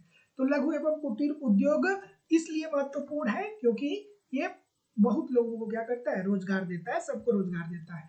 कहीं भी जाइएगा नहीं, कमेंट करके बताइए कितने प्रतिशत प्रश्न आपके सही हुए और आप लोगों की इकोनॉमिक्स की दूसरी क्लास लाइव स्टडी इलाहाबाद के मोबाइल एप्लीकेशन पे होती है, जहाँ पे आपको इकोनॉमिक्स के अलग अलग बैच देखने को मिलेंगे और अलग अलग बैचेज में आपको आपके सिलेबस के अकॉर्डिंग एक रणनीति के तहत इकोनॉमिक्स के कंप्लीट कंटेंट प्रोवाइड किए जा रहे हैं, ताकि कम समय में बेहतर ढंग से आप इकोनॉमिक्स को सीख पाए, समझ पाए और सफलता को सुनिश्चित कर पाए। जैसे कि आपको आपके सिलेबस के अनुसार कंप्लीट इकोनॉमिक्स की थियरी पढ़ाई जा रही है। थियरी पढ़िए, जरूर पढ़िए, क्योंकि जब तक आपकी थियरी कंप्लीट नहीं होती है तब तक बहुत प्रकार के प्रश्नों को आप सॉल्व नहीं कर पाते हैं। तो सिंपल सा साधारण भाषा में मेरे द्वारा ही लाइव स्टडी इलाहाबाद के मोबाइल एप्लीकेशन पे कंप्लीट आपको थियरी पढ़ाई जा रही है। इसकी लाइव क्लास होती है। लाइव क्लास में आप नहीं जुड़ते हैं तो बाद में आपको रिकॉर्डेड क्लास भी मिल जाता है। साथ ही साथ कंप्लीट आपको मैं अपनी खुद की हैंड राइटिंग का लिखा हुआ नोट्स दे रहा हूँ, क्योंकि बहुत सारे स्टूडेंट ऐसे हैं जिनकी कंप्लेन रहती है कि सर इकोनॉमिक्स के नोट्स या तो है नहीं या मिल भी जाते हैं तो समझ में नहीं आता है क्या पढ़ना है क्या छोड़ना है। तो मैं अपनी खुद की हैंड राइटिंग का नोट्स दे रहा हूँ सिंपल सटीक साधारण भाषा में, ताकि आसानी से चीजें आपको समझ में आ जाए। नोट्स को पढ़िए। आपको टेस्ट सीरीज भी दिया जा रहा है, टेस्ट दीजिए, देखिए गलती कहाँ पे हो रही है, गलती क्यों हो रही है, उसमें सुधार करिए, फिर अगला टेस्ट दीजिए, जिससे आपकी एक्यूरेसी बेहतर हो पाए। प्रीवियस ईयर के क्वेश्चन पेपर भी आपको प्रोवाइड किए जा रहे हैं और करंट भी आपको प्रोवाइड किया जा रहा है। सब कुछ प्रोवाइड कराना हमारी जिम्मेदारी है। बस जैसे मैं बोल रहा हूँ इन सभी कंटेंट को ठीक तरीके से 1.5-2 घंटे आप एप्लीकेशन पे फॉलो करिए, 1.5-2 घंटे आप यूट्यूब पे फॉलो करिए। बहुत ही कम समय में आप इकोनॉमिक्स को सीख पाएंगे, समझ पाएंगे और सफलता को सुनिश्चित कर पाएंगे। लाइफ टाइम की वैलिडिटी के साथ आपको एक केवल और केवल एक बार फीस सबमिट करनी है। लाइफ टाइम की वैलिडिटी के साथ आपको एडमिशन मिलता है। लाइफ टाइम की वैलिडिटी के साथ एडमिशन फीस केवल और केवल 2000 रुपए है। तो जो लोग भी एडमिशन लेना चाहते हैं डिस्क्रिप्शन बॉक्स में जाइए, लाइव स्टडी इलाहाबाद के मोबाइल एप्लीकेशन का लिंक है, एप्लीकेशन को डाउनलोड कर लीजिए और वहां से डायरेक्ट आप जिस भी परीक्षा की तैयारी कर रहे हैं डायरेक्ट आप कोर्स को परचेज कर सकते हैं। या अगर जो आपको किसी भी प्रकार की इंक्वायरी है या किसी भी प्रकार की समस्या आ रही है एप्लीकेशन को यूज करने में, तो आप मुझे इस नंबर पे कॉल या व्हाट्सएप मैसेज कर सकते हैं। आपको इकोनॉमिक्स के सभी बैच मिल जाएंगे। उत्तर प्रदेश में टीजीटी, उत्तर प्रदेश में PGT, GIC lecturer, LT grade, Bihar में आपको टीआरई 4.0, 5.0 का अलग अलग बैच मिल जाएगा, बिहार में सेट का बैच मिल जाएगा, मध्य प्रदेश में वर्ग 1, मध्य प्रदेश में वर्ग 2, मध्य प्रदेश में वर्ग 3, मध्य प्रदेश में सेट के लिए अलग अलग बैच मिल जाएंगे।